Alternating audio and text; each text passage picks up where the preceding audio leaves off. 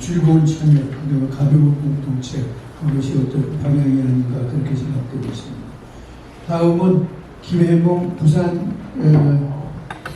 시민운동지원센터 센터장. 예, 부장님. 예, 박수. 예. 제가 이제 시민사회 이 위기로 그리고 시민운동이 어떻게 좀 더 자기 성찰과 반성 속에서 진짜 한국 사회에 제 역할을 다 할 수 있을까 이런 고민을 하면서 제가 지금 현재 관심 가지는 분야들이 훨씬 더 이게 축이 더 넓혀져 있다는 걸 제가 경험을 합니다. 그래서 제가 먼저 결론적으로 말씀드리면 우리가 이 시민운동의 위기로 이게 지금 첫 번째 토론인데 앞으로 두 번, 세 번째까지 이어질 건데 이번 토론에서는 이 위기론에 대해서 우리가 정확히 많이 진단이 좀 되어지면 다음 두 번째, 세 번째에서 그런 문제들을 해결하려고 하는 또 연속적인 어떤 그런 발제나 토론들이 좀 자리해지겠다 이런 생각이 됐습니다. 결론적으로 말씀드리면 저는 좀 이게 민주주의의 위기가 아닌가 총체적으로. 왜냐하면 87년 이전에는 우리에게 독재라는 뚜렷한 대상이 있었어요. 그래서 이게 반독재 민주화라는 그리고 투쟁해야만 얻을 수 있는 민주주의의 성과를 가져올 수 있는 대상이 명확했을 때 우리가 가질 수 있는 정서의 단일화라는 게 많은 사람들에게 같이 공감하고 또 그 투쟁 정서로 끌어내올 수 있었습니다. 그런데 지금은 이게 민주주의가 적차적 민주주의가 정착이 됐다고 우리가 87년 이후에 얘기를 하고 있고 질적 민주주의로 나아가야 되는데 이 내용적인 이 부분들이 이제 우리가 그런 삶과 또 제도와 그리고 실천 주체들의 의식 그리고 국제 관계 이런 데 대한 책임을 다해야 되는 부분이니까 이제 많이 넓어진 거죠. 이런 부분이 광범위해지고 그런 차원에서 이제 그러면 정책 결정이 누가 하느냐 저는 봤을 때 보면 이게 지금의 민주주의 위기를 얘기할 때는 엘리트 민주주의 위기다. 또 다른 말은 전문가 지식인들의 위기가 큰 역할을 지금 초래했다. 저는 뭐 이렇게 얘기하고 싶습니다. 지금의 그리고 이게 이제 제도적으로 보면 성장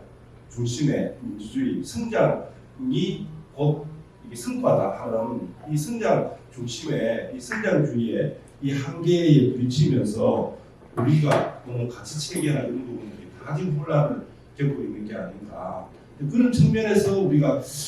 지금의 우리 사회에서 운동은 이제 문제 해결 중심으로 갑니다. 이건 마을 운동도 그렇고 사회적 경제 운동도 그렇고 그리고 이제 뭐 분권 운동도 그렇고 이제 전부 다 이게 이제 문제 해결을 어떻게 할 거냐, 우리 앞에 닥친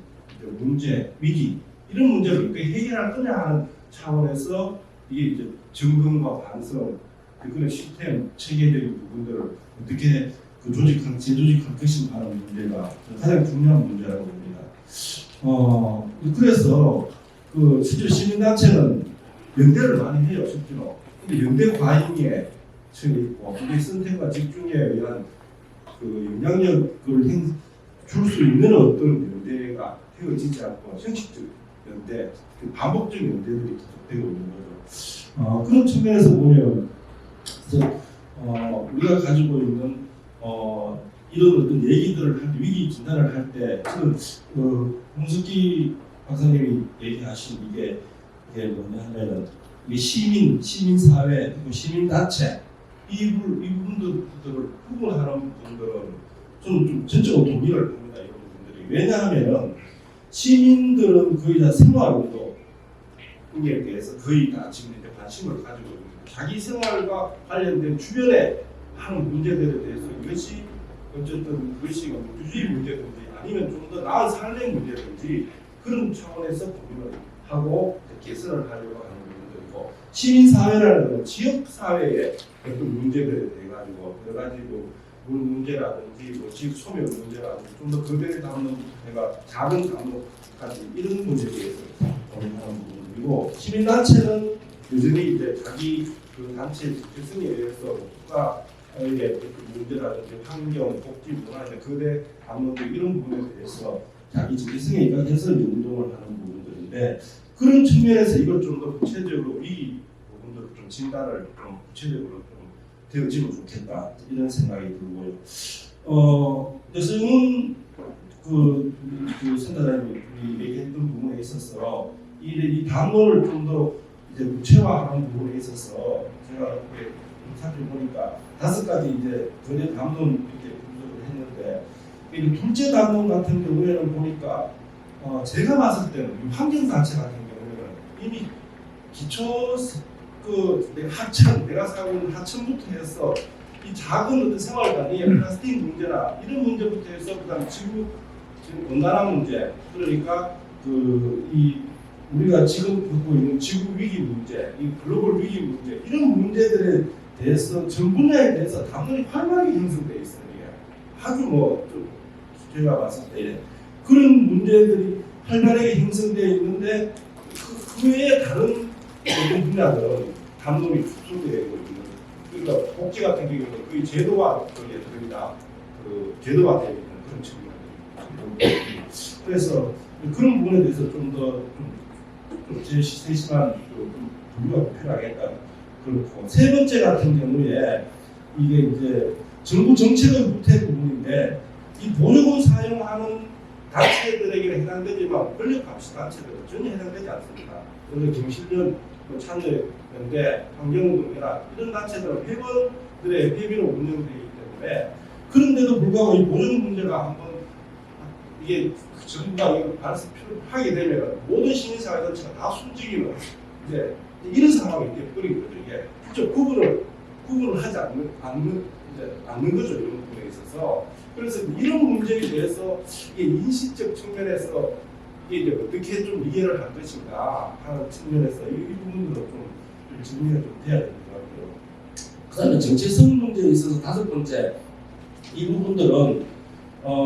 시민사회단체가 예를 들어 참여정부 때 발제에서 나왔지만 많은 정부에 들어갔다 했는데 저는 이런 지점에 있어서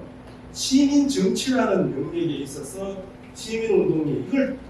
구축하지 못한 부분들이 큰 위기를 자초한 게 아닌가 생각합니다. 왜냐하면 정치도 그러니까 정치운동도 아니고 순수한 시민운동도 아닌 시민 정치라는 부분들은 지방 정치라든지 지금 우리가 말하는 로컬 파티라든지 어떤 이런 실제로 정치력이 필요한 실제로 주민자치 같은 경우에도 실제로 마을 정치를 하는 거다 실제로 이런 어떤 정치 영역이 그런 게 만약에 잘 구축이 됐다면은 저는 그런 부분에 대한 정치에 있어서 시민 단체가 자유롭게 말하고 여러 가지 비판이나 또는 힘내적 이런 관계 그 지점에서 자기 어떤 역할들을 할 수 있을 텐데 이게 구축되지 않으니까 그냥 정치권에 가든지 아니면 발언하면 정치적 발언이다 이렇게 왜곡돼서 전부 다 이렇게 그게 무덤이 부분으로 넘어가는 부분인데 저는 근데 그런 측면 부분에 있어서 일단은 이 시민 정치 운동이라는 부분들이 좀 이게 시민 정치 영역에서 생겨났으면 좋겠다는 부분하고 또 하나는 어쨌든 시민 단체가 정치적으로 그런 발언을 하는 부분들은 이게 이제 실제로 진보적인 정치 세력들과 손을 잡고 하는 부분들은 이게 자기 가치 실현의 확장 측면에서 이건 의미 있는가 아닌가 이런 거. 그래서 그런 측면에서 하면 이것도 한번 분석을 이것도 여전히 시민단체가 정치권에 너무 기웃거린다, 정치권에 아낀다, 이런 부분에서 기울된다, 이런 부분에서 평가 좀 해봐야 되는 거 아닌가 그런 생각이 듭니다. 이제 마지막으로 그렇다면 저는 시민사회운동이 지금 위기라고 말할 때는 그런 시민사회운동이 좀 더 강한 시민운동으로서의 실질적으로 시장을 비판하고 그리고 또 이 자정 능력을 가질 수 있도록 권력을 견제하는 이런 역할들을 가진 데 있어서 이 영향력을 가진다는 건 어떤 의미일까? 그런 측면에서 봤을 때 이게 아까 서정훈 소장님이 발표했을 때 그 하나는 권력 감시운동 단체와 거버넌스 단체가 어떻게 그 두 영역에서 다르게 봐야 된다 이렇게 얘기했는데 저는 거버넌스 단체 같은 경우에는 이게 이제 위원회에 많이 들어가잖아요. 제도화된 위원회, 지방자치단체 정부위원회에 들어가는데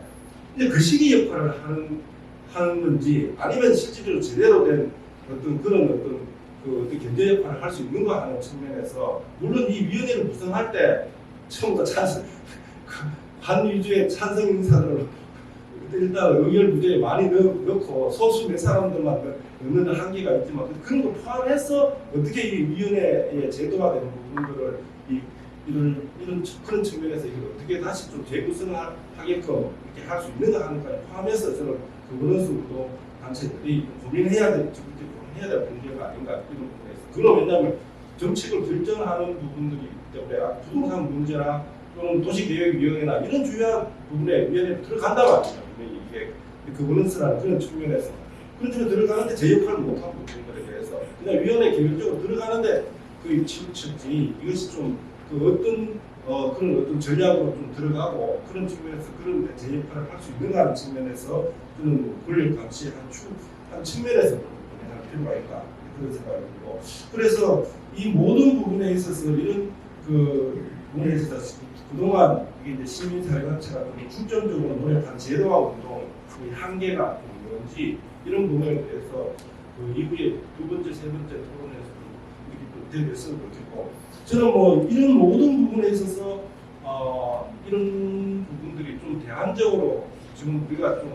어떤 뭐랄까 시민운동이 이런 데 반성의 어떤 그런 기저에는 어떤 미래 비전이라는 걸 우리가 염두에 두고 얘기해야 되는데 그런 측면에서는 지금은 민주주의 위기라고 제가 말씀드렸기 때문에 저는 역시 좀 이 민주공화국의 위기가 아닌가 그래서 기업 문제에 대해 갖고 관심을 좀 적극적으로 가지는